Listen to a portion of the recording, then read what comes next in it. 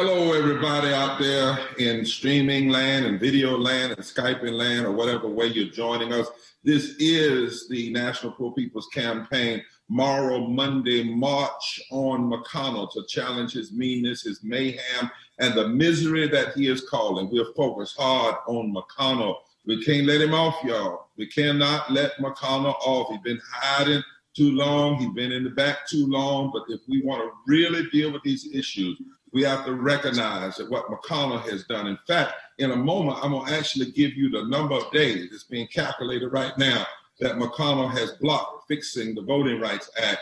And you want to talk about racism, but also McConnell is sitting on bills that would have provided living wages long before right now. He's sitting on bills that would have provided universal health care long before now. And listen, we learned something in the country. I'm gonna talk like I talk down home, that there's a dead cat on the line somewhere. That means somebody's not dealing right. All this distraction you house with people who are making can pay $335,000 a year to be at that golf club, applauding him cutting money for a low-income people. That's distraction, y'all. All these executive orders that's distraction. The driver's seat in all of this is McConnell. McConnell, the Senate leader. If he wanted, in the first three bills, he could have made sure that people had health care, they had sick leave, they had unemployment, they had to the people who were struggling. Three bills, 83% the corporation. He agreed to a few things, but the majority of that money. When the Fed chief gave $1.5 trillion to corporations without even going through Congress, just did it one night. Over a 48-hour period. If he hadn't talked to McConnell, that could have never happened. If that had been a Democratic a Fed chief or president, there would have been all kinds of stuff raised by the Senate. But McConnell said that. Why? Because while we were looking at that, while he was doing that, we were looking at Trump, and while Trump was doing his antics, we were also being misguided, because what was McConnell doing? Giving money to corporations, stacking the court. Say that with me. Giving money to corporations, stacking the court. Say that with me. Giving money to corporations, stacking the court. That's what he's been doing. That's what he's been doing. And now in the midst of this, we need a fourth bill. And what did he say? Until I can guarantee that corporations that sent people in lethal, but this is what he in essence was doing. He said, I want translation from the street. That means if somebody died because the corporation didn't do what they were supposed to do, didn't protect them, they got sick, they weren't protected, he wants the people not to be able to sue them in court. I don't even know if he can do that legislatively without the courts challenging it. But the fact is that he would say that out front to the media. And now what do we have?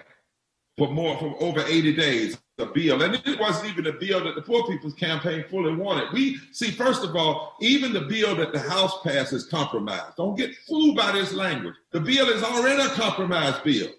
And if we don't do at least this $3.5 trillion, we'll be right back here in November, right back here in December.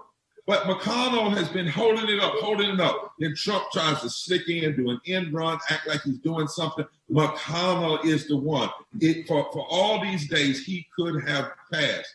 We could have the $600. We could have the stimulus. We could have the minimal things, the compromise things. And even the $600, remember what he suggested? $100, they're not going to be going to work. That's a racist thing.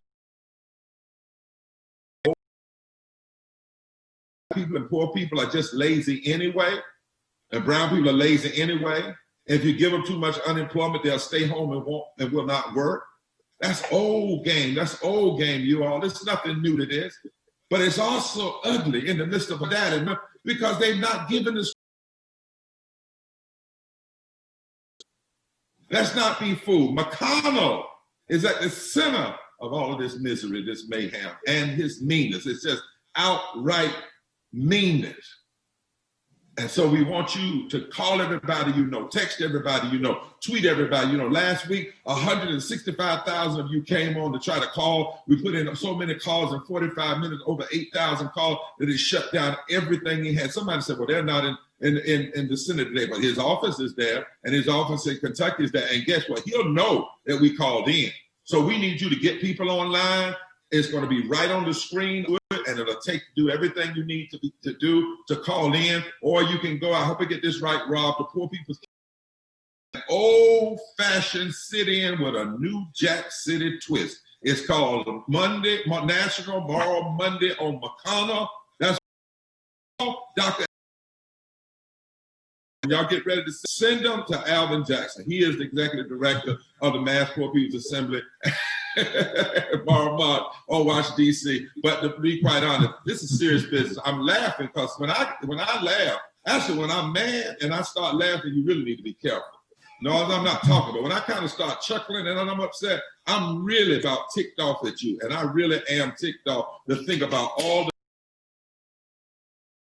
in his own state. And we got some people from Kentucky that's going to talk about in his own state and what he's doing from Kentucky to hurt people all over the nation. But before we get into that, we want you again to look on that screen because we need to be letting people know, telling them to tune in. We'll just be here an hour and a half, but the calls will keep on and keep on and keep on. But we're going to be here about an hour and a half. Let people know it's time for National Moral Monday on McConnell to call in and digitally sit in to challenge his meanness, his mayhem, and his misery, and to tell everybody on. Somebody said, well, are you going to tell us not to vote for him? I'm just going to tell him what you're doing. I'm going to tell him what he's doing. We're going to tell what he's doing. And you have to make your decision. And I know you got real good sense if you really know what's going on. But before that, we always want to highlight the people who are being hurt. And so we got a video for you. It's real, y'all. Sometimes it'll make you want to cry, but most of all, it'll make you want to fight. It'll make you want to drop that video if you can right now. We'll be back at you in a minute.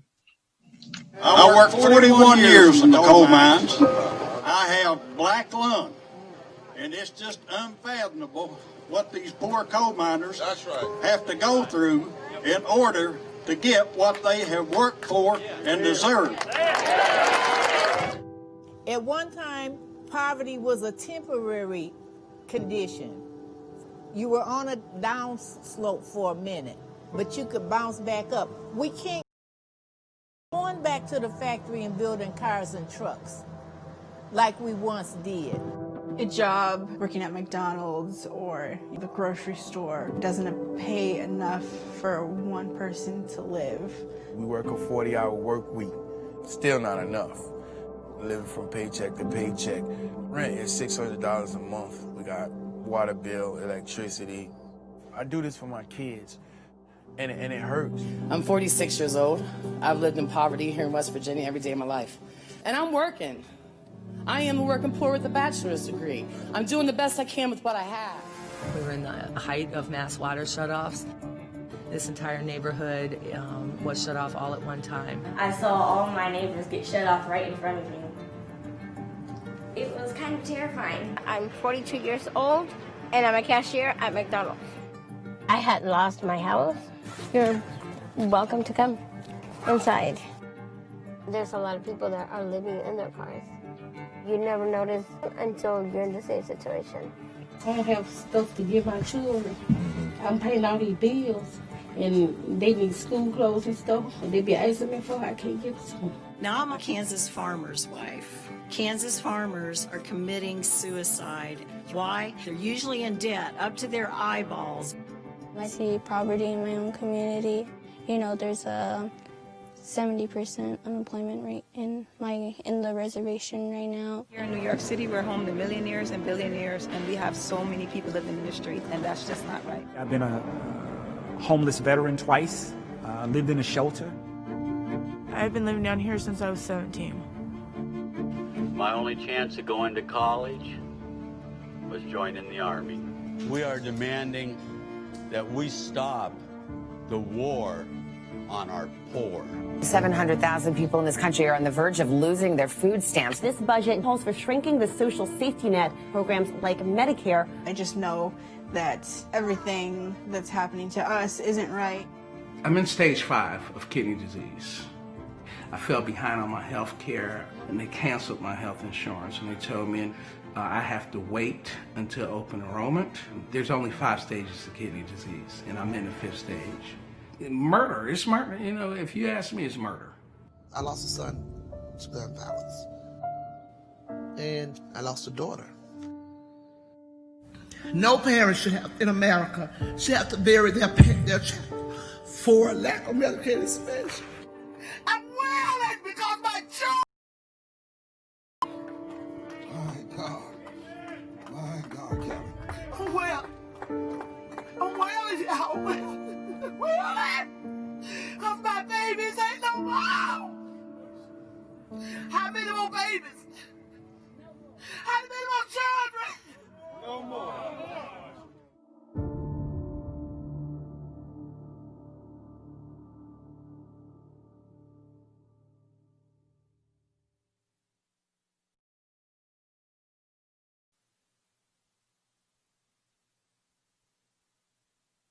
And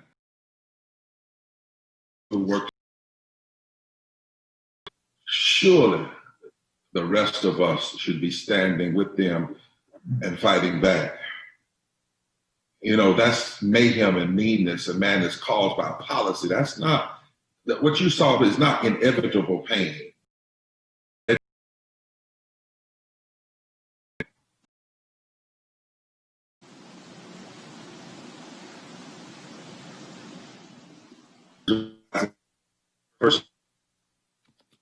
And the fact that low-income poor voters are almost 4% of the population of non-voters. And in 15 states, poor people represent the possibility of fundamental transformation. 48% of Kentucky is poor, over 2 million residents. And they represent the possibility to change not just what's going on in Kentucky. And what you should also know is that McConnell today has been sitting on fixing the Voting Rights Act for 2,603 days. The Voting Rights Act, suppressed and not fixed, hurts Black people, hurts poor people. It is in a way to suppress the vote so the people that would vote and change the outcome cannot get to the ballot. That's why today is National Moral Monday March on McConnell. Mayhem, meanness, and madness. We need you to call in an old-fashioned sit-in, as we said, New Jack City twist. It's a call-in. And you go to your screen, the action screen is right there, or you just go to poorpeoplescampaign.org and it'll pop right up. Call your neighbors, tweet your neighbors, email them, Instagram them, do whatever you have to do, but let's send thousands upon thousands upon thousands of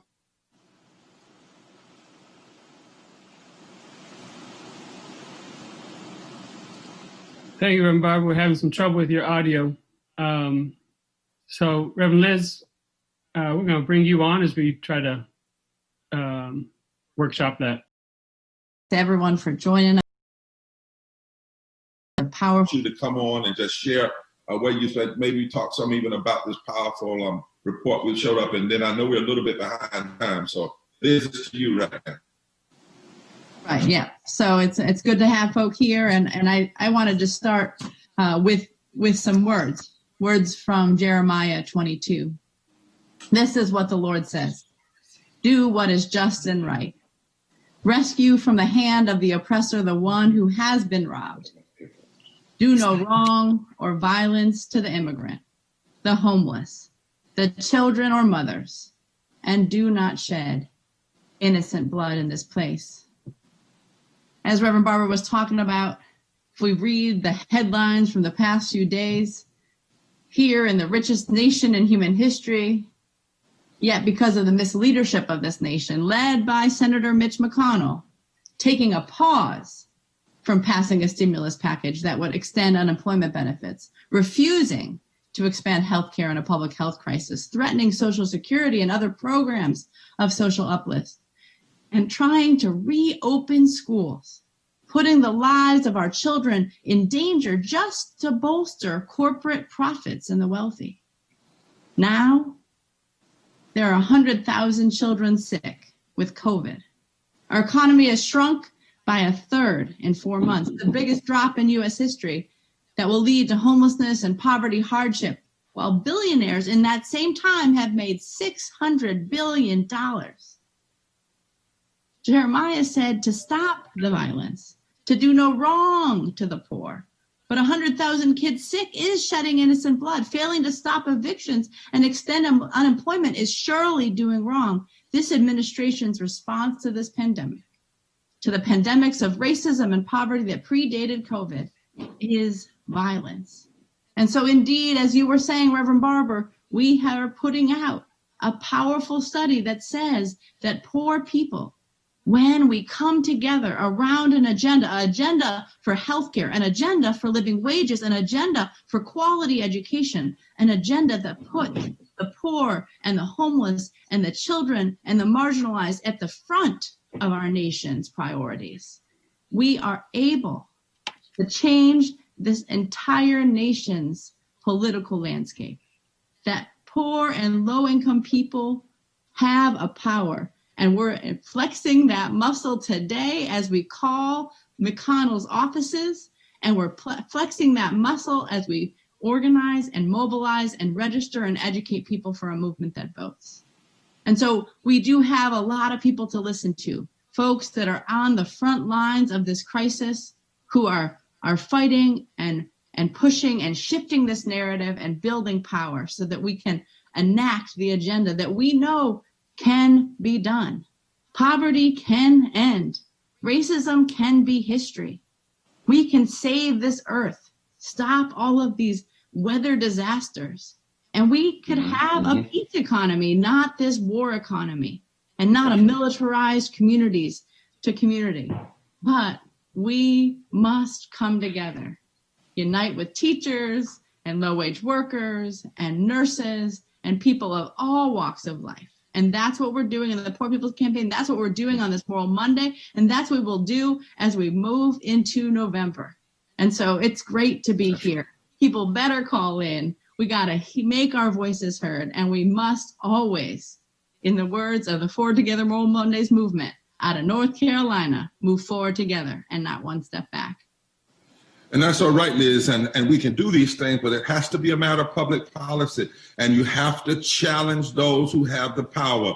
We're going to talk about that power that a Senate Majority Leader has, and he can't just escape. He can't just get along and go along like nothing's going on. And so we're calling today to say, yeah, those things can happen. He has to change, either his position or change in other ways. But we cannot be silent on these matters. We cannot let this man hold hostage, because he's holding hostage right now an already compromised bill called the Heroes Bill. Teachers are suffering, municipalities are suffering.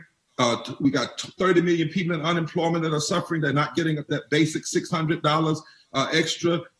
We have 27 million more people added to the already 87 million people uninsured and underinsured. Millions, I'm talking about in the tens of millions of people who are hungry and food insecure. Upwards of 40 million people face eviction. It's too much power for just one man to be able to block all of those bills and hold those things from happening. And then, but you know what he wants, Liz.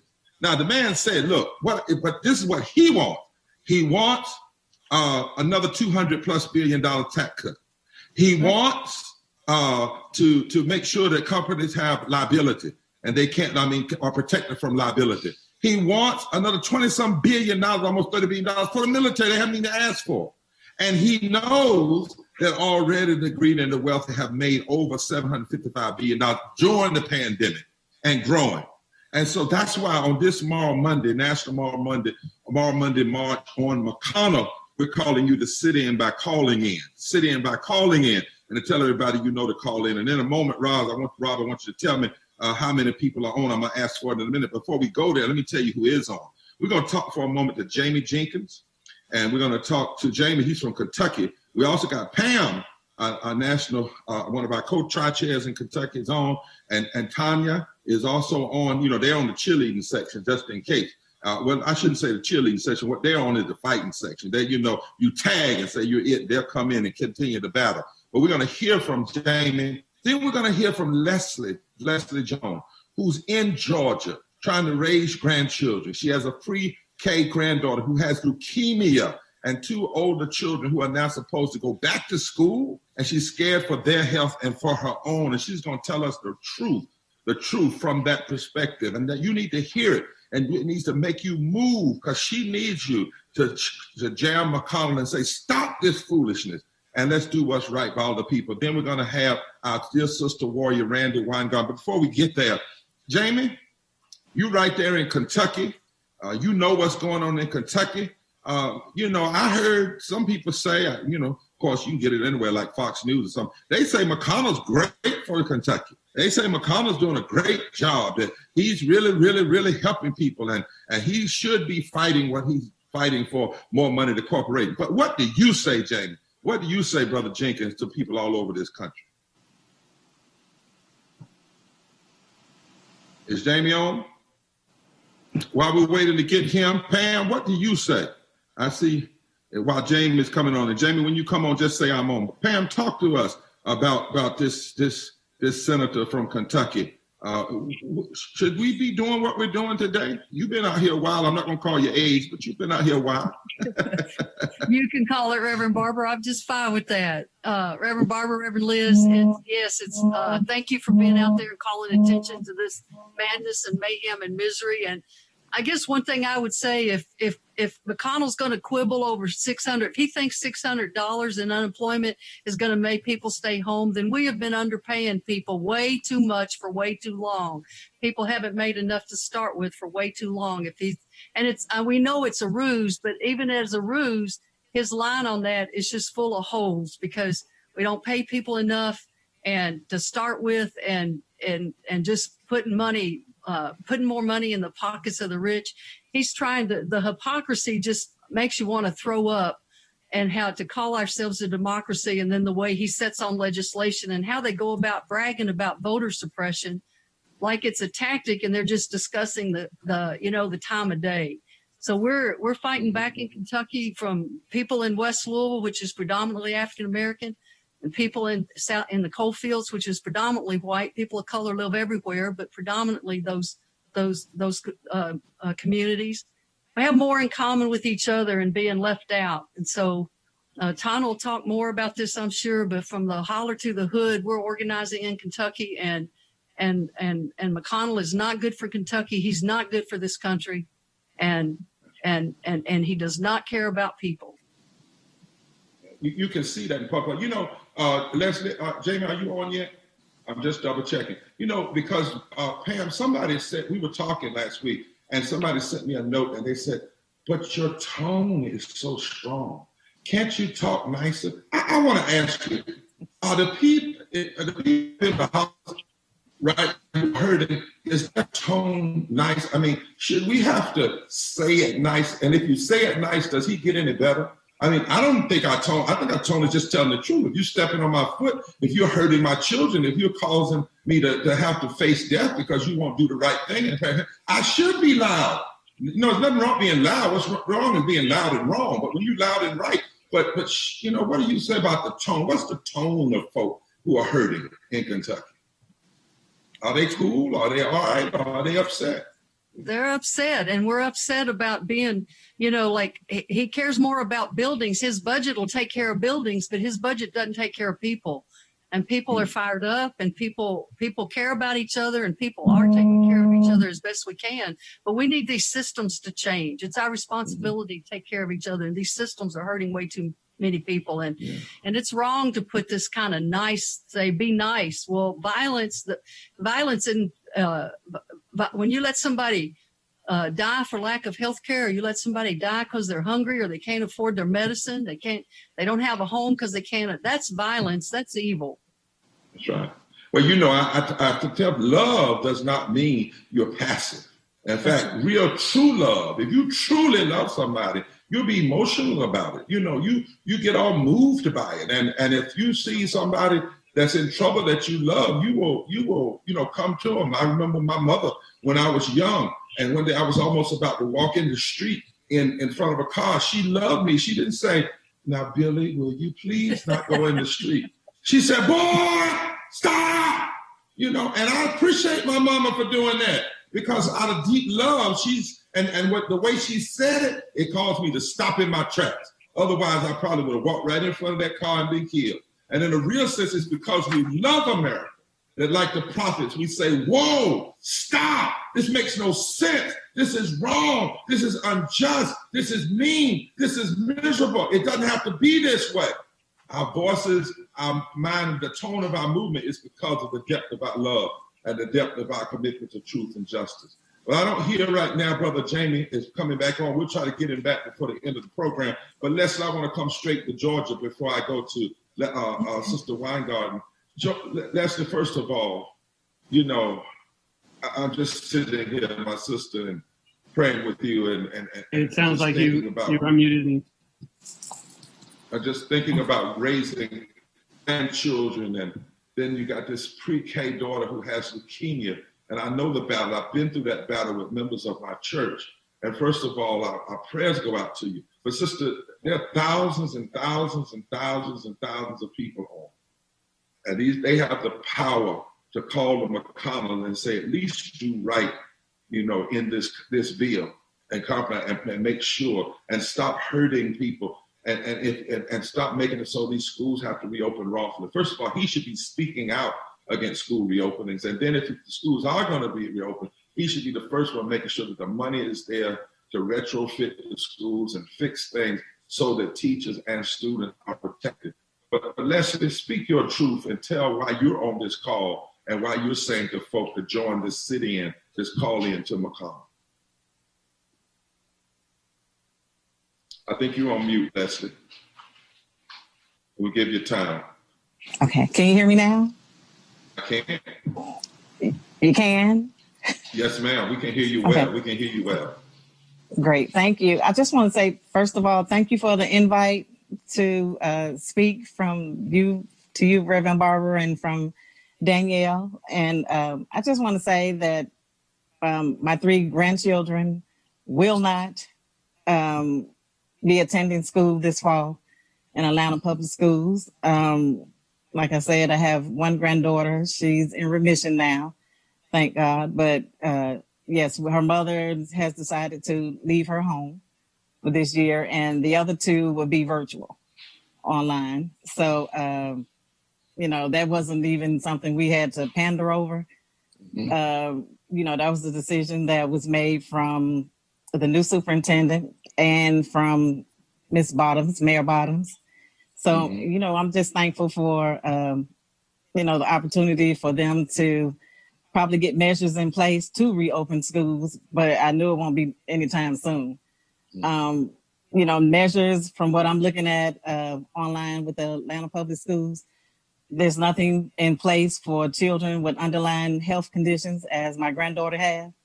So, you know, until that, you know, they figure out, you know, how to keep and open schools safely, then they will be at home, you know, for the time being. And you made that decision in help with the superintendent, the mayor. Let me ask you a question. Do you think that Trump and McConnell ought to be saying the same thing with superintendent and the mayor rather than trying to force people? Okay. Absolutely. Absolutely. Instead of going against our mayor, they should, you know, come together and, you know, make a decision and keep these schools closed until this COVID thing is, you know, done with, because it's very, very unhealthy to open schools, and, you know, they don't have measures in place. Like say they have hand sanitizer, and they're doing everything to sanitize, you know, the whole building, but that's still not enough. You know, just like the school in Paulding County here, where you have 9 students that were diagnosed with COVID after reopening from last week.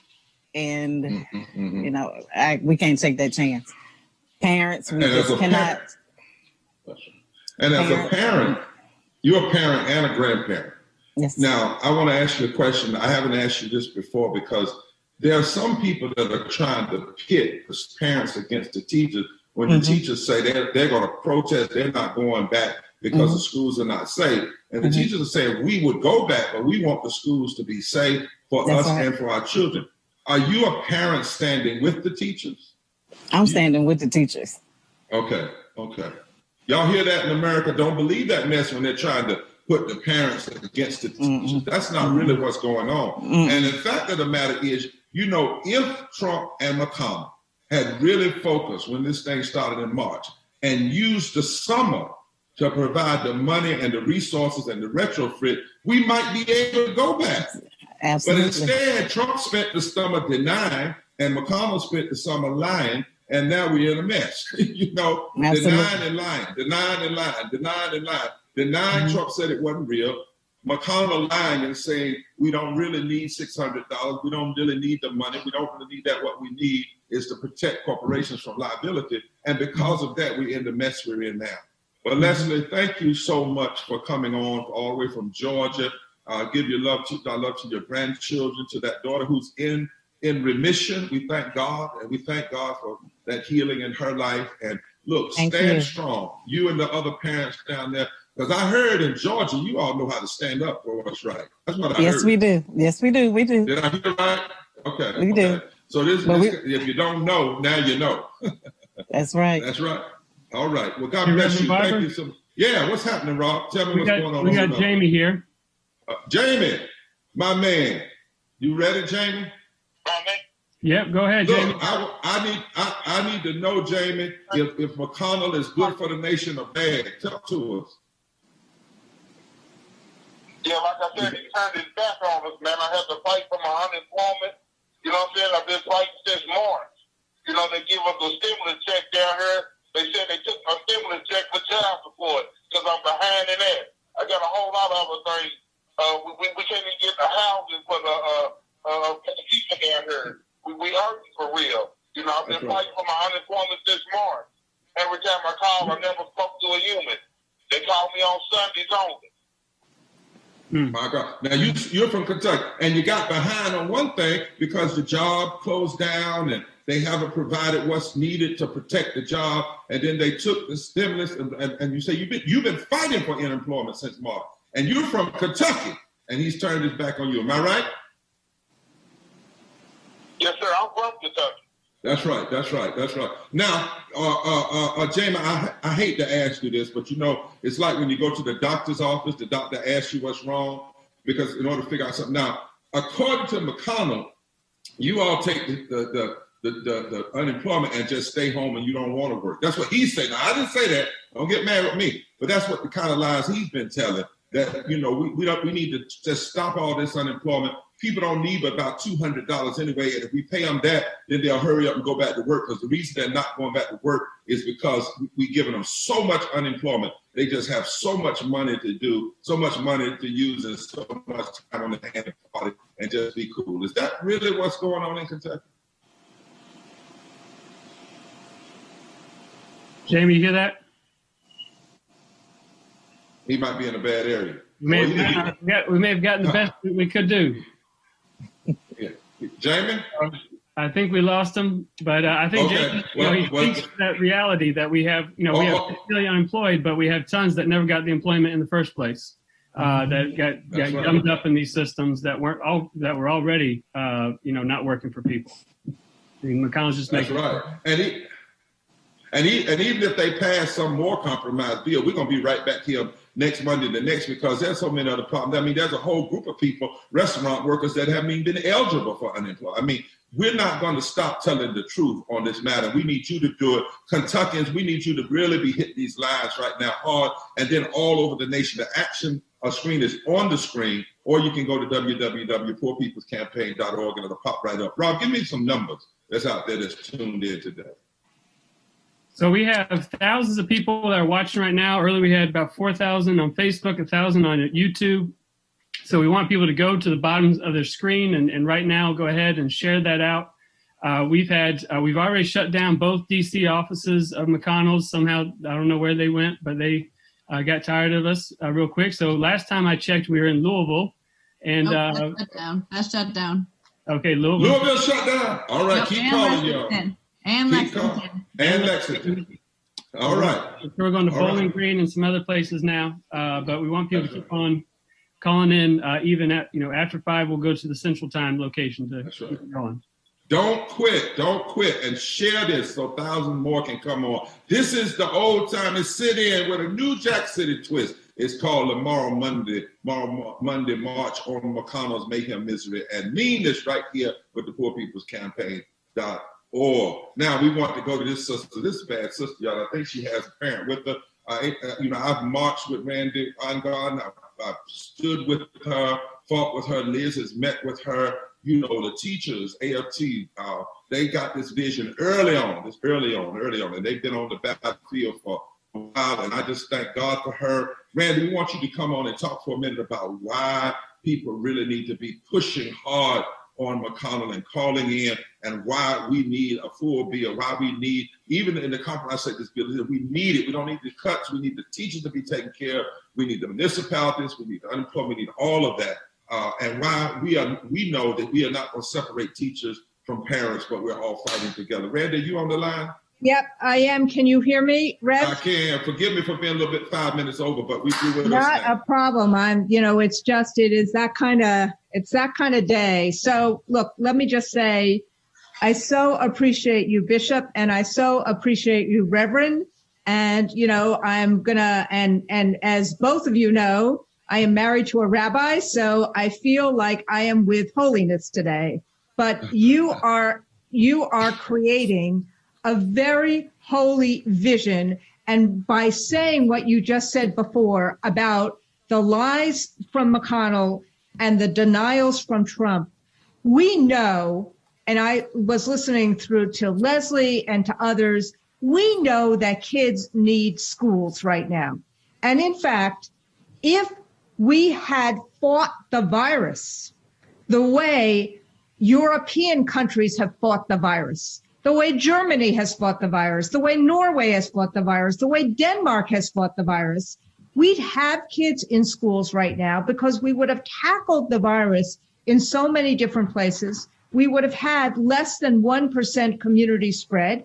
And then we would have been able to do the kind of testing and tracing and safeguards that were necessary and the guardrails in schools so that Leslie wouldn't be concerned. There wouldn't be a fight between Mayor Bottoms in Atlanta and the governor about whether or not there should be mandatory masks. There would have been the resources that, and you're right, the HEROES Act is not perfect, but it created the kind of unemployment extension. It created the money for schools to pay for PPE like masks and face shields. It created the money for ventilation systems because we have so many old buildings.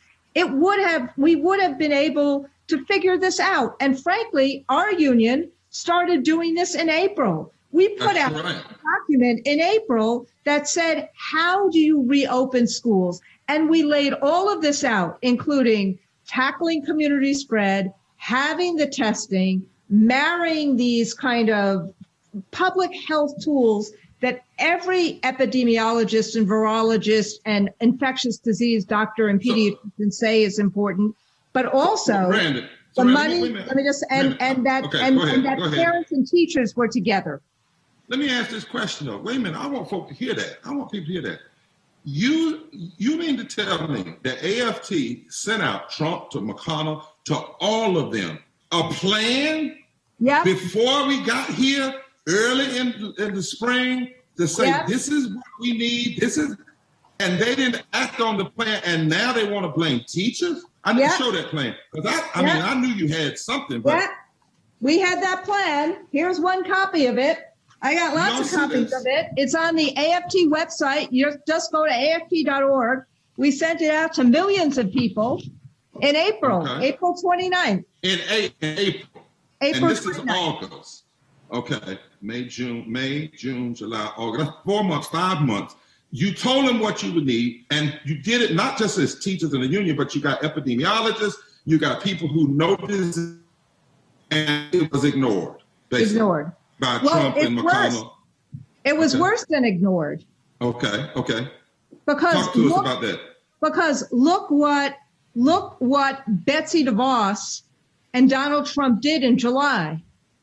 They actually did worse. Because if they just ignored it, then maybe states would have done the right thing.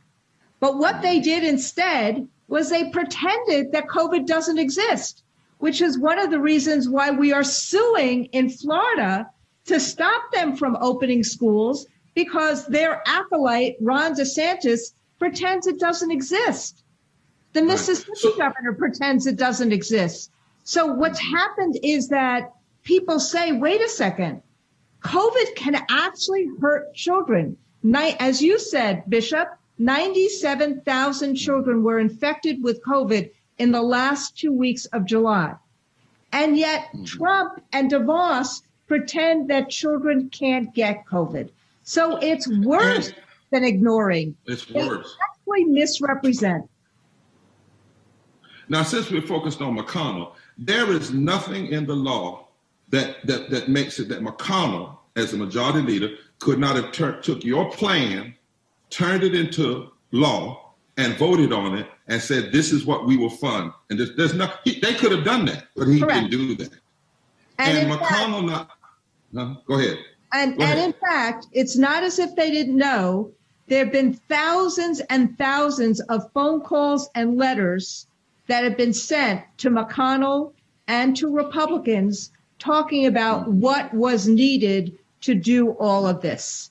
Yeah, that's the point we want to drive home, because, see, people have been giving him such a pass. The reality is, I do not believe that if McConnell, as the majority leader and the power of the Senate minority leader, had said, listen, the teachers want to do right, they've got the science, they know how to do this, our Senate caucus, I'm going to unite the Senate, Democrat and Republican, and we're going to stand with the teachers and the parents, that the White House, the governors and others would not have come along. But because they have either been quiet or have been partners in the denial and in the lying, it has actually put our children and our teachers at risk. And we're not just talking about risk like you might scrape your elbow, which you expect when a kid goes to school. We're not talking about risk that a teacher might catch a common cold, which teachers do all the time when they're around children. We're literally talking about the risk of death. Correct. And spreading death. And when you see that picture from Georgia of hundreds of kids walking through that hallway, knowing full well that that without anyone wearing a mask, you know that they are directly jeopardizing kids. It's as if we are back to Darwin's time and to the Scopes trials of science not being relevant or important in these United States of America. We know, as you have said so often, that the poor never get the equality or the opportunity that they should. Schooling is the way of doing it, but schooling should not be about jeopardizing health. Schooling should be opportunity. And so what McConnell has done here is criminal by not giving the funding that is needed. Even he understood that funding was needed. They tried to match what was in the HEROES Act in terms of dollar amount of $100 billion, but they never went forward to meaningfully negotiate it. They need to meaningfully negotiate that money so that kids can have a decent education. I think it's really important what you're. We got 30 seconds. Liz, we got 30 seconds. I'm coming to you. Said I want to come straight to you to respond to Randy. Great. I mean, I just think it's really important for us to actually point out who is responsible for this, right? That as Randy said, we could have, if we were serious about opening schools, if we were serious about protecting the lives of our kids, if we were serious about wanting everybody to have opportunity and education, we could have done it.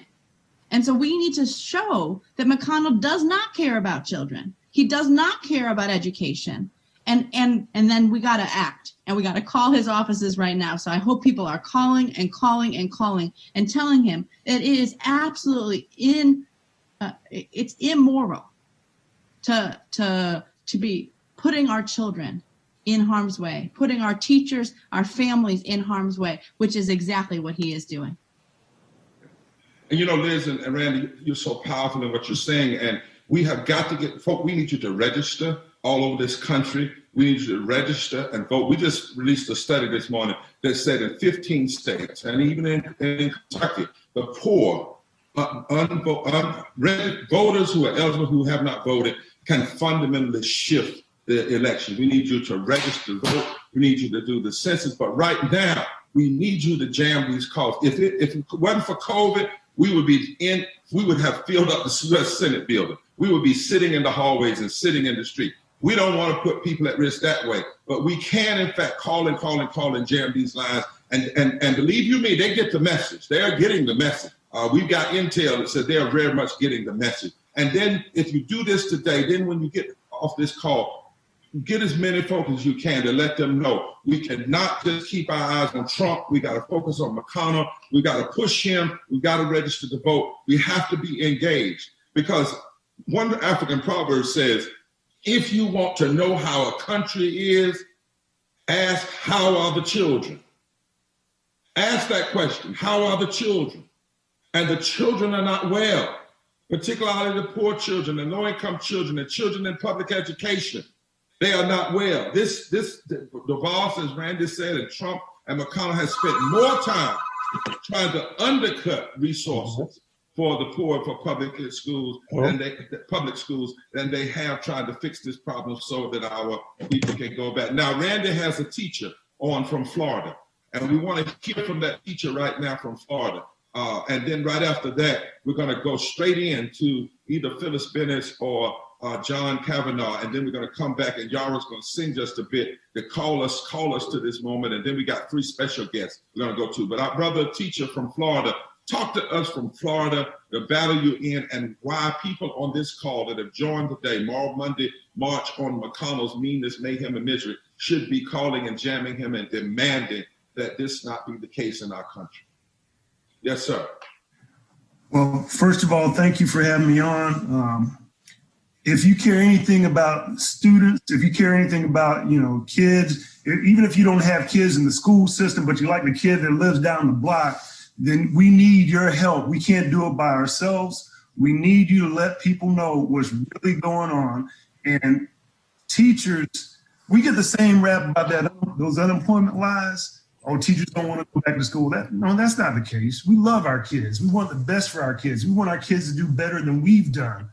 But we want to do all that safely. We want to make sure the kids are okay, the families are okay, our families and their families. We want to make sure our community is safe. And they're not putting in place the guidelines that we need, that the CDC originally came up with, that would help us be safe and teach our children. So that's why we need your help. We need y'all to shut Mr. McConnell down. Like you said, one man cannot stand in the gap and hold up the whole government. And that is exactly what he's doing.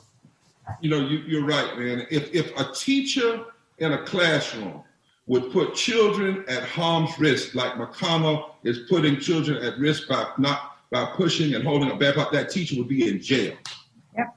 They would come and drag that teacher out of the courtroom and file charges against them for abusing children. Yep. If somebody did this to teachers, if you harmed a teacher, just went up and just harmed them and made them have to go to the hospital when it didn't have to be that way, they would charge you with assault. In a real sense, we are seeing a kind of public policy assault, public policy violence, and when people die, public policy murder. Well, Randy, look, we got some more people on, but we're always together, and we want to thank you so much, sister. God knows you inspire us. We've been together for long time, sister, fighting, and we got Reverend Liz, and we're going to stay with, we're going to fight now. We're going to fight through this election. We're going to vote like never before, and we're going to fight after this election, because there's some things, if the power shift, we got to get finished so we don't have to deal with this anymore. Thank you so much, Randy. Thank you. Thank you. Thank you. All over the country, y'all thanking for President Randy Weingart of AFT and my brother who's down in Florida. Now, look, I got to switch it up just a little bit. Hold tight, Phyllis. Hold tight, John, because I got a brother who's got a roll at 5 o'clock, but y'all want to hear this brother because now he's straight talk. He's about it. He knows what's going on. His name is Roland Martin. And he's just going to come on like just real straight. He's a Texas man, so he just tells us straight why here and all of his followers and all of us need to be jamming McConnell and need to keep our eye there and need to understand what this man is doing and why we cannot take our eye off him as majority leader. Roland, you're up, man. Reverend Barber, still appreciate it. We just lost Congressman John Lewis. We lost Reverend C.T. Vivian the same day. And in March, we lost, of course, Reverend Joseph Lowry. And of course, we obviously celebrated their life and legacy. But I think what people forget, they forget that it was ordinary people who did extraordinary things. It was people we never talk about. It was people whose names never come up. It was people who were going to work every single day, who had children, who were worried about their bills, who were concerned about whether or not they're going to be able to take care of their families. And you're listening to folks, everybody who's watching this, you're listening to generals, you're listening to admirals, you're listening to colonels, you're listening to leaders. But you cannot win any battle unless you have soldiers. That's it. Soldiers are the ones who, after the generals have gotten together and they've laid the battle plans, the soldiers are the ones who are going to be doing the battle. And everybody who's watching has to understand that there's not been a single major event in the history of this country, especially that Black folks have gotten, that did not involve extraordinary people doing extraordinary things. We got to have folk who are out there, and you might say, man, bro, I don't have any power. Y'all need to understand, I hear that all the time.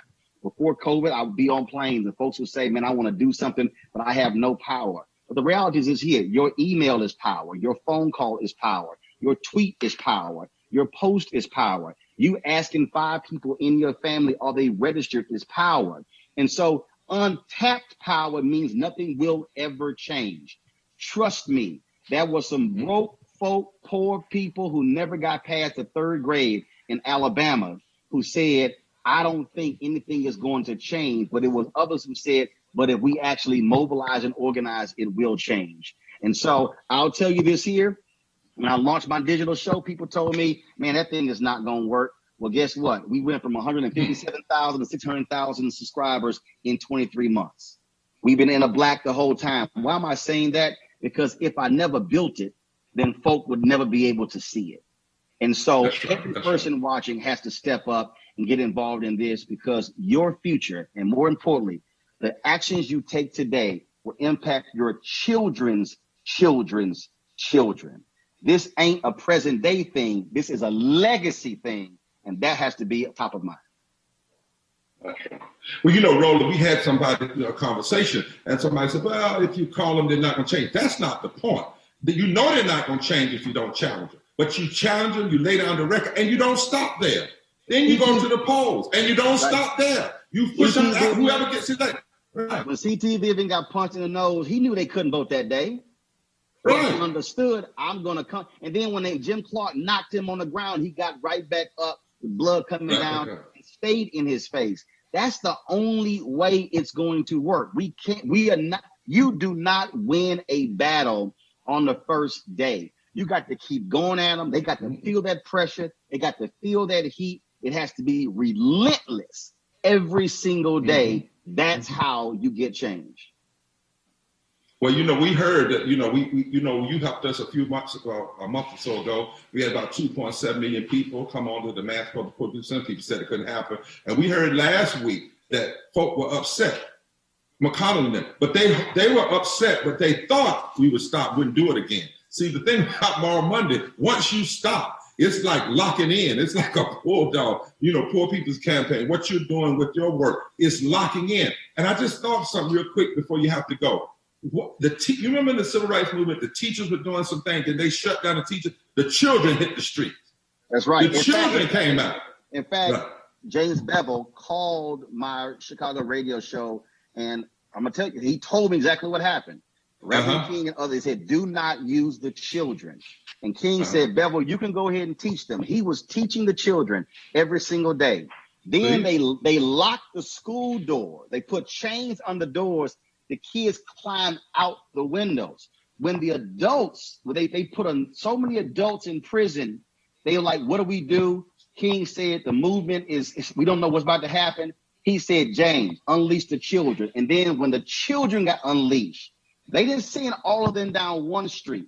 I stood there and they sent this group that direction, that direction, that direction. They had no idea what the hell was going on. They had kids just go from all different directions, and they totally confused them. And when they hit them with the dogs and the fire hoses, that's when America said, don't do that to kids. And that's how it got changed. And so folk have to understand that's where power comes from, the ability to be able to use what you use. And if all you can do is yell. If all you can do is sing.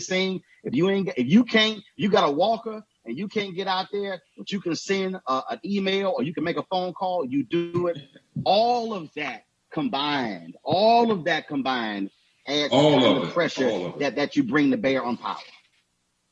That's right. And in this season, I'm hearing that there's some children, young folk that are saying now, we're going to organize, just like we organize against guns, we're going to organize and stay home. But you're not going to send us into lethal situation that you created, that you didn't change, that you didn't fix, and now you want us to go in with a lie about where we may not die, but then we come home and bring it to our grandpas and our grandmamas and our mothers.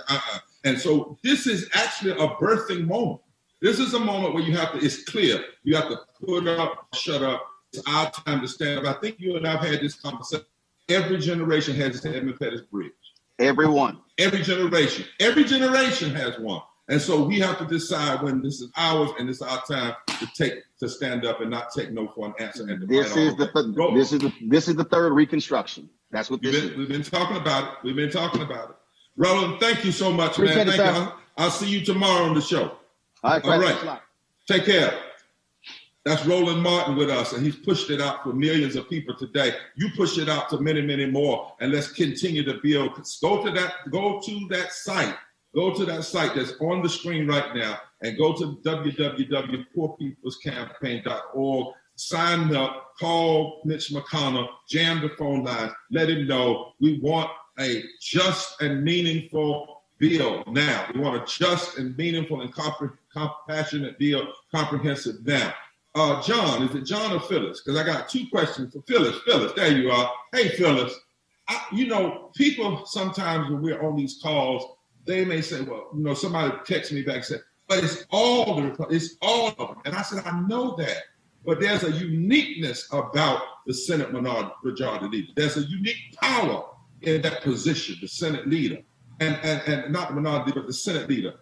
I need you to talk to folk a little bit about the kind of power that office holds and some of the ugly things that McConnell has done, not just recently, but the kinds of things he has done and the kinds of things he has literally been able to put in a drawer and lock it. And then we're going to play after you a little video where he called himself the Grim Reaper. Y'all make sure y'all got that ready to go because we're going to use it sometime today. But it's just, you're in D.C., you know the system, you've been there, you fought the system. Yeah. Tell folk out here, let them know what's going on. Thanks, Reverend Barber. Reverend Liz, I'm delighted to be here with all of you. There's an outrage going on here. There's an outrage that one man has this much power. The White House and Mitch McConnell made a decision that they were not going to negotiate with the Democrats. And then the White House said, you know what? We don't think there should be any compromise at all. And we don't even think that you people who were elected in the Senate, you Republicans, we don't think you should be negotiating either. So you know what? We're done. You guys leave. We're going to negotiate with the Democrats and see what happens. They must be pressured to say enough. This is not okay. The Senate majority leader is not given the power in the Constitution to decide when and if things should be discussed. That belongs to the representatives of the people. That's the outrage that we're seeing right now. We need to pressure both the White House and Mitch McConnell to return to negotiations. These executive orders that Trump has been talking about, they are too small. He can't deliver, and they're probably unconstitutional. So let me just say a couple of things. One, when we look at what the Senate majority leader put forward when he was talking about, well, maybe we'll put together a plan for what we might give to people. Not much, but we'll give them a little bit. Hidden in that was $30 billion for the military. Right now, the last time I looked, paying for F-35 fighter bombers that the military doesn't even want does not feed people. It does not pay the rent for people who have lost their jobs. So this is what we are looking at. What happened to the unemployed? There's a myth in this country of scarcity. There's a myth that says there's not enough money. There is plenty of money. There's money for the corporations. 53 cents of every federal dollar is going to the military. There's plenty of money. That's not the problem. The problem is, what's it being used for? Is it being used for people, for humanity, or is it being used for corporate profits and military actions? That's the challenge that we have to look at. So when we look at what they're talking about using this money for, let's go through what we need. We need a congressional decision that Mitch McConnell right now is saying, nope, I'm not going to allow any discussion of it. That's not okay. People in Kentucky who elected him and people in the rest of the country who have to deal with him, that's why we're saying to call his office now and shut it down. We've got to shut down this notion that Mitch McConnell has the right to say, we're just not going to have any of these things that we know we need. So what do we need? Let alone a bill. Let alone a bill. He said we're not even going to have a conversation. We're not even going to have a conversation. But let's talk about a bill. You're right. What do we need in the bill? We need supplemental federal unemployment insurance at $600 a week. What did President Trump offer in his so-called executive order? First of all, he said, no, $600 a week is too much. We don't need to give people that. People aren't really in need. We'll just give them maybe $400 and we'll make the states pay a quarter of that. The problem is twofold. Threefold. Number one, $400 isn't enough. $600 isn't either, but at least it gives people a fighting chance. Number two, the states are going bankrupt, half of them, and the half that are not going bankrupt are saying, you know what, we're not going to pay for this. It needs to come from the federal government. And problem number three, where's he saying he wants to get that money? He's saying, well, I'll take $44 billion that's from the disaster relief fund that's supposed to go for hurricanes. We already know from the last 3 weeks that this year is going to be one of the worst years for hurricanes ever. Do we want to get rid of all that money and not be able to help people that are facing hurricanes? This would be enough for only 5 weeks. You know, Reverend Liz, when we talk about this, we hear from McConnell, well, this would be enough money to pay for $400, at least 300 of it, to everybody who needs it for the rest of the year. Well, wrong. He's lying again. Lying McConnell. If everybody who needed it got even the $400, that would only last 5 weeks. That's not enough for people's lives. What else do we need in a bill? We need a full moratorium on evictions. So what is Trump giving us? He says, well, we're going to have an executive order. What's it going to say? Well, it's going to say that federal agencies, the CDC and Health and Human Services, should consider whether or not there needs to be a ban on evictions. No money for renters is being even talked about, but even a ban on evictions. So we're facing the possibility that in the next 2 weeks, we may see a housing crisis, people thrown out literally onto the streets with their families, with their children, with their elders, with nothing. Because there is nothing in this so-called executive order that gives any orders. It's merely a suggestion. And Phyllis, what else? Let me mention, and if you wanted to set up a reality where you could say there's a national emergency, therefore we can't have an election, what better way to set it up by having millions and millions of people on the street, in the street, out of their home? You see, we got to think about what's really being done here. Go ahead. And what are the consequences of this? What are the consequences in the midst of a pandemic when we're warning people to stay at home? That's still the bottom line order. All the stuff about stay 6 feet away when you have to go out, wear a mask when you have to go out, but mostly don't go out. How can people do that if they have no home, if they have been thrown out of their home? What else do we need? We need a moratorium on student debt repayment. And what are we being offered? Well, Trump says maybe we would defer some of it till the end of the year, and then we'd have a big, giant balloon payment that we would owe. What we need is free college. What we need is debt cancellation. There was a bill calling for that Ilhan Omar and Bernie Sanders had put forward. That's not on the agenda because why? Mitch McConnell says that we're not going to have it. Now, those are just we're not even going to talk about it. We're not even going to talk about it. I want folks to hear that. It's even worse than we're not going to vote on it. We're not going to talk about it. And we need more than that, Reverend Barber. We need $25 billion at least to go to the post office without any preconditions, without any terms on what it can be used for. And we need to change this new just appointed post office director who is telling his workers, don't deliver the mail. Don't deliver the medicine that old people need that they're counting on. Don't deliver the packages that people are trying to order to get food because the terms in their supermarket are simply not safe. They're not being allowed to do their job. And they're talking about money that is desperately needed.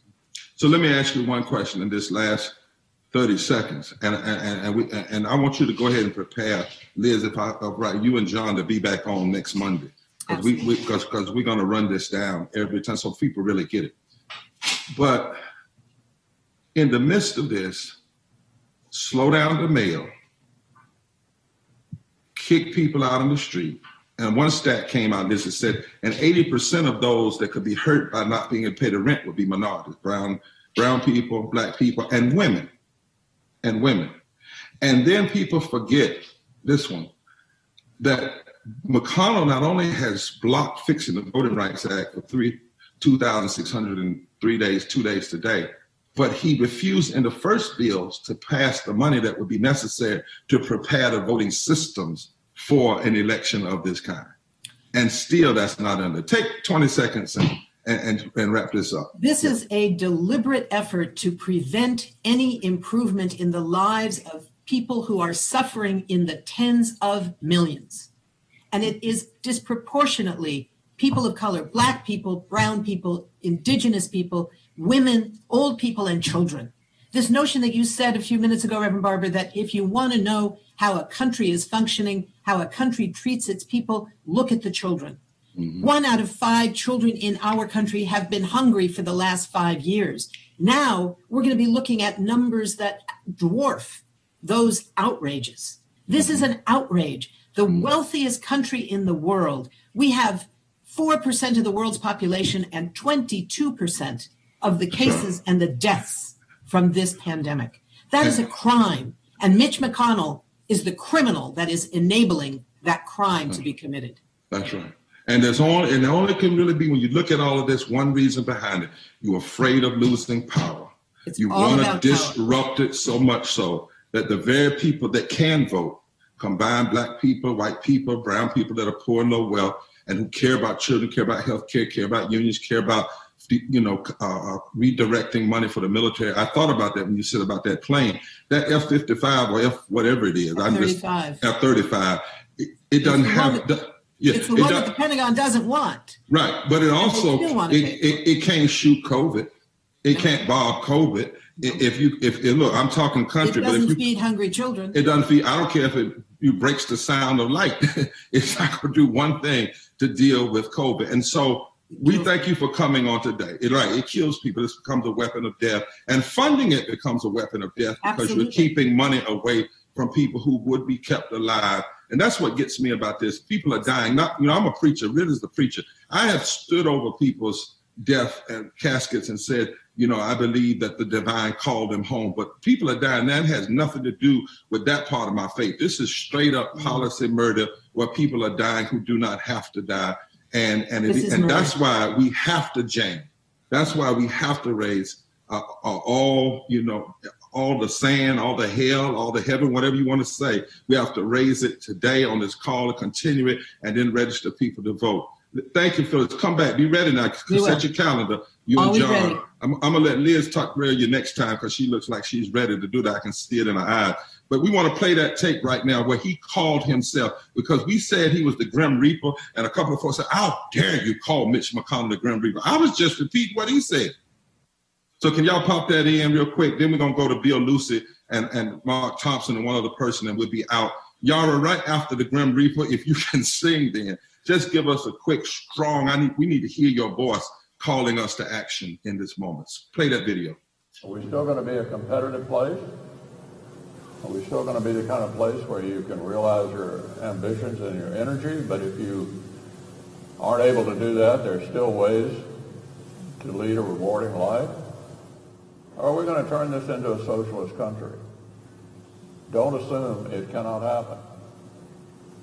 It'll all be in the hands, I think, of the voters of this country next year. If you share my view, and I hope you do, that that's not what we want America to be like in the future, let me tell you this. If I'm still the majority leader of the Senate, think of me as the Grim Reaper. None of that stuff is going to pass. None of it. So, we got a big job to do next year. Obviously, we get the House back. That takes care of it. If the president gets reelected, that takes care of it. but I guarantee you, if I'm the last man standing and I'm still the majority leader, it ain't happening. I promise you, it's not happening.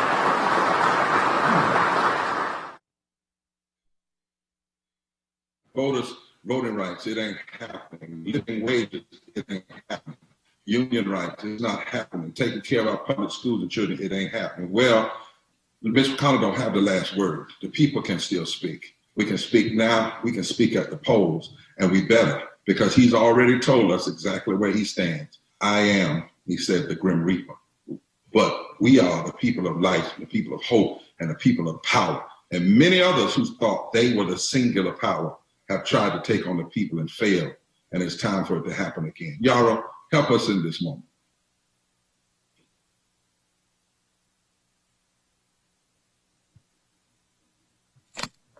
We have to keep our eyes on the prize. As Roland said, we have to be relentless. As Reverend Barbara said, we just have to keep fighting and fighting and fighting. So let's sing this together. Keep your eyes on the prize. Hold on.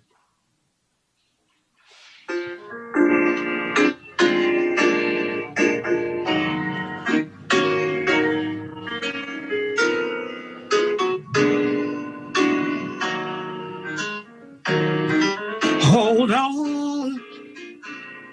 Hold on. Keep your eyes on the prize. Hold on.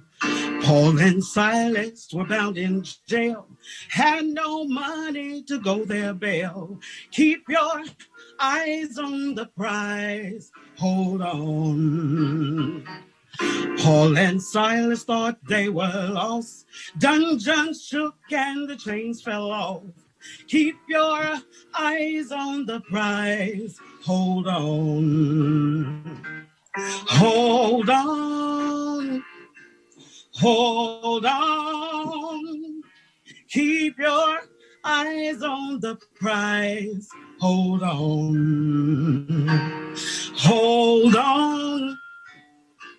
Hold on.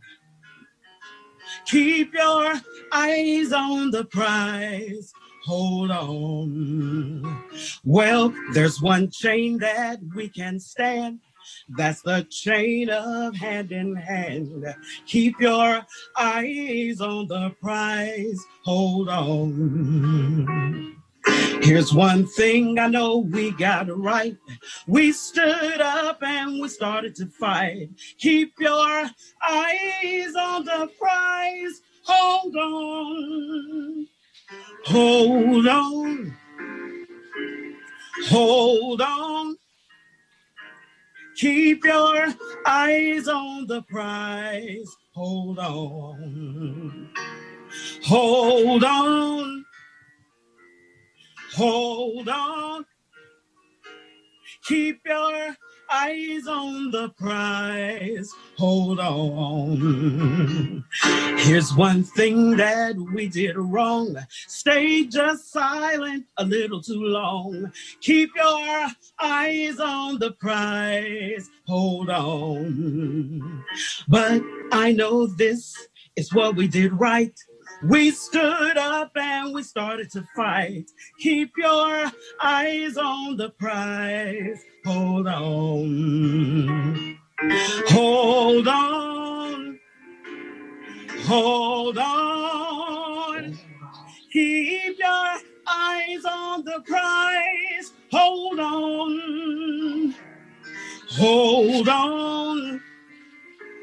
Hold on. Keep your eyes on the prize. Hold on. Keep it.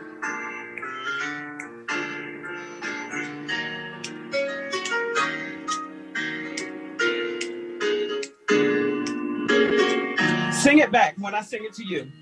Hold on. Hold on. That's it. Hold on. Hold on. Keep your eyes on the prize. Hold on. Right. Yara, it sounds like you're ready to fight and ready to hold on. That's our national theomusicologist, Miss Yara Allen. who's coming to us, reminding us every battle we have to fight, we have to hold on, we have to keep our hands together. We just have a few more minutes to go. I want to take 5 minutes and bring on Bill Lucy and Mark Thompson. While they're coming up, I want you to go to the bottom, click on it. Also go to www.poorpeoplescampaign.org and make sure that you're telling people to go there. You're calling the number. Keep doing it. The website tells you exactly how to take the action. Rob, you have something you need to say? No. All right. Rob is the cause of most of this, and between him and Reverend Jackson. So we want to put it all on there. Give credit where credit is due. But we really need you all to take it. Can I get some, like the thousands that are out there? What's going on? What's going on? Reverend Liz, do you know that you might know? I know we are in London, not in England, but in London, Kentucky. We're still leaving messages in London right now and in Fort Wright, but we've shut down 5 or 6 offices, and we need the calls to keep on coming in. Come on, bring them on. And I understand we have thousands of people who have tuned in to the live stream. And am I right about that? Thousands of people, and people are still tuning in. So come on. Let's do this today. Well, we've got Bill Lucy. Bill Lucy is one of our heroes. He walked with Dr. King. He was there when Nelson Mandela was released from prison. He fought for years to help do that. And so did Reverend Mark Thompson, who helped to lead the boycotts for day in and day out in Washington, D.C., protesting against apartheid. And I want both of them to come on, if I can see them on the screen, and talk a little bit about why this focus, the Poor People's Campaign focus, to take on McConnell and not allow him to hide and call people to challenge him with this old style sit-in, with this New Jack City twist call-in, but then to also register to vote and move in these Senate seats across the country and in Kentucky. Why is it? Bill, you've been at this for a little while. I know you're still young and all that, but Bill, from your experience, why is this so important that we take this on in this moment? Brother Lucy is working on the unmute. Okay, he'll be there. Hey, Mark, are you on? I am on. Oh, there's Bill. I think we got Bill now. Yeah. Go ahead, Bill.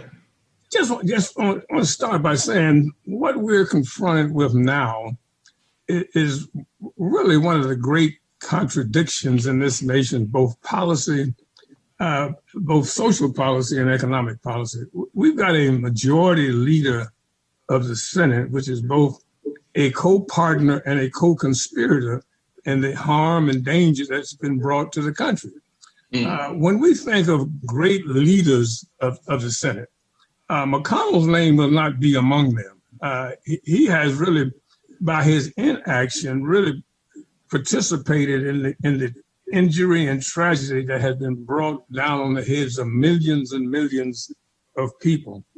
To be out of the mix, to be a non-participant as this nation struggles with one of the great tragedies of its history, is really not fulfilling the charge and responsibility of the office that he holds. To talk about $600 a week causing people not to go to work because they're doing too good. That is the ultimate contradiction in economic policy. Here's a guy who really led the charge to bring some $2.3 trillion to people who didn't need it. He now argues about whether or not folks who are about to be evicted from their homes, who can't pay their bills, who can't find a job, can't go back to their old job. And he says $600 is too plus your payment for them. Yet he will not carry out his responsibility and simply bring into the table those issues that 75 or 80% of the American public says it needs just to survive this pandemic. I mean, to think about essential workers, those are workers who got to go to work. He says to give them a few bucks is too much. They won't go to work they won't go to work because they're scared to go to a job that's not protected in terms of safety, has no indication of the health considerations that they need. I'm saying to every member of the Coalition of Black Trade Unionists, every member of organized labor in those essential jobs, retail, industrial, that get on the telephone and call McConnell's office. And you don't want him to perform miracles, just do his job. bring those pieces of legislation that the country as a whole has said is in the best interest of the country, bring them to the table and let people vote on it. Even those who don't believe in it, let them vote they don't believe in it. He is incredible. I would call at this point an unindicted co-conspirator along with 1600 Pennsylvania Avenue for letting this panic continue to impact on the general public. And we who are the beneficiaries of their dysfunction, we've got to put the heat on and keep the heat on until people who have been elected to Congress, both the Senate and the House, do the job they were elected to do. Well, Bill, I like the way unindicted co-conspirator, and historically, you're right. Even the bad leaders of the Senate were more involved than he is. I mean, he just puts it in the drawer, won't allow a vote, won't allow it to be voted down or up, and then just goes away. But he stays focused on the Supreme Court. He stays focused on putting bad people on the courts, many of them who don't even believe in fundamental civil rights. And he certainly focuses on making sure, and I'm glad you brought up that number, $2 to $3 trillion that went to the corporation, which is one of the reasons why the stock market is still up. Absolutely. You know, it used to be if the stock market was up, it would be a little bit that would trickle down. Now the stock market is up because they're holding it up with our dollars and those trillions of dollars, but everything else is falling apart.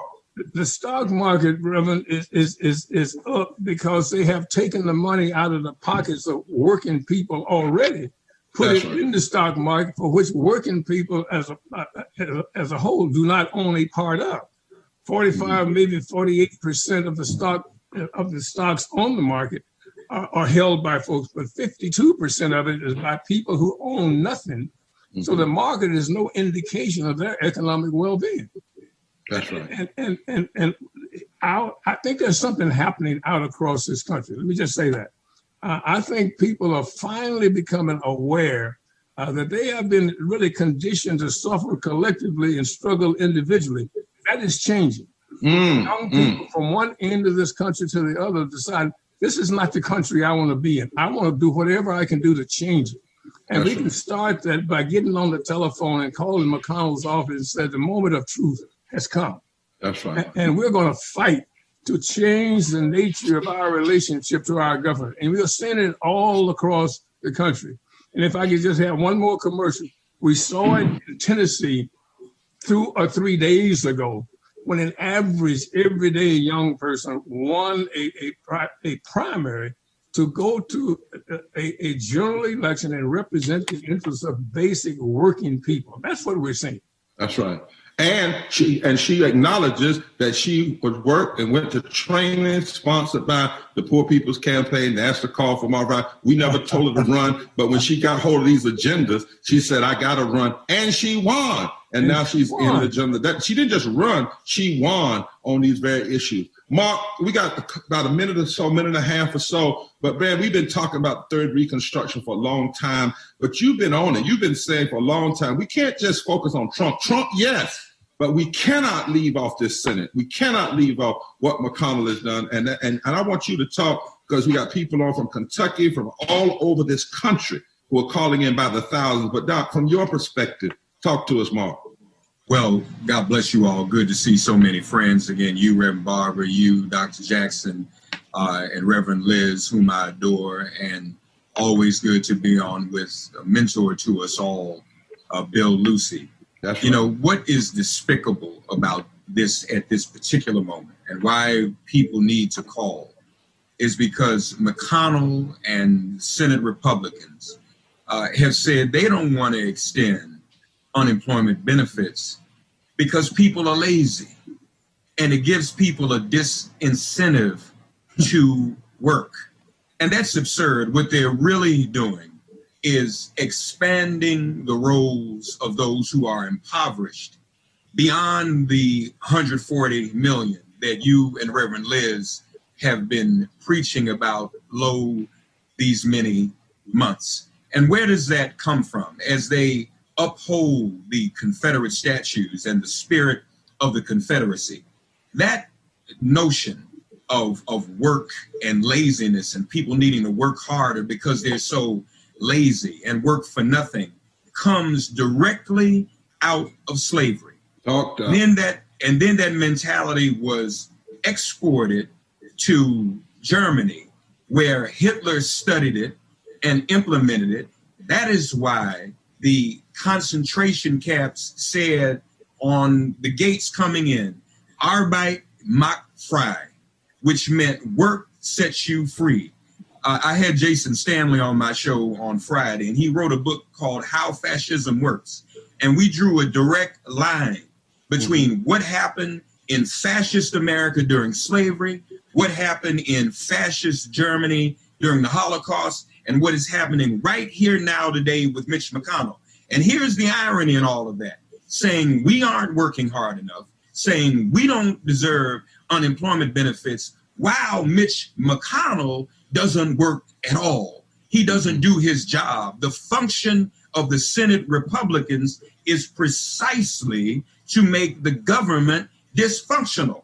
So while they're attacking us saying we don't want to work, they aren't doing a doggone thing at work every day. They aren't passing bills. They aren't helping this country. They aren't rescuing people. And then Mitch McConnell and then figure out a way to award his own wife's family almost $1 million in PPP money. So if none of this makes you all pick up the phone, I don't know what will. Saw you last week, my brother. I like the New Jack City tone. We need to be about this New Jack City. Pick up the phone and make that call.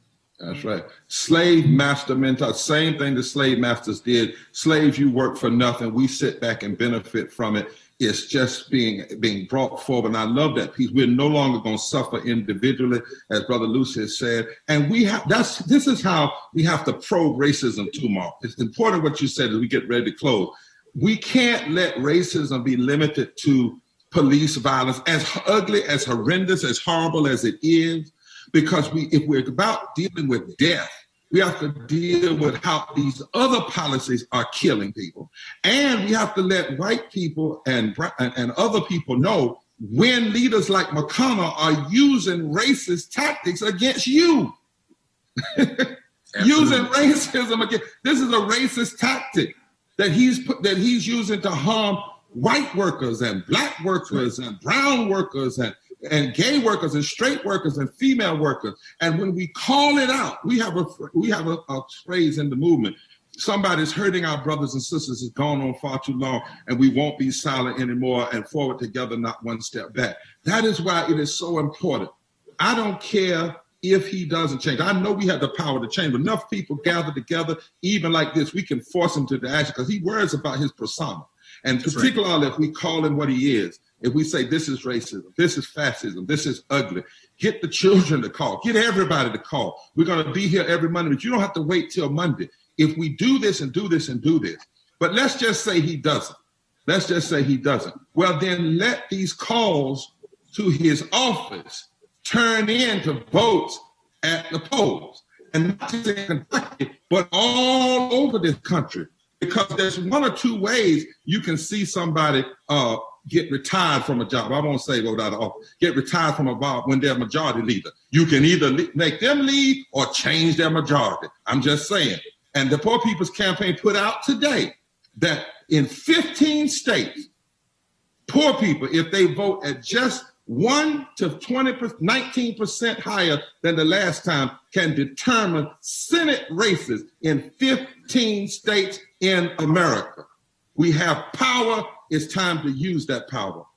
Now, I don't know if our dear sister Paula Peretti was able to make it today. Well, she was not able to make it. She was an actor that was going to come on and join her. We'll get her back the next time. But listen, it's 5 o'clock. We're going to leave with a music video, a revival tent music during the 40 days. It was led by Yara and Sharon and others. Erica's going to put it up. The team's going to put it up. But the calls don't have to stop, right, Rob? Keep on. Go to that site, www.poorpeoplescampaign.org. Keep going, keep going, keep going. How many calls have we made already, Rob?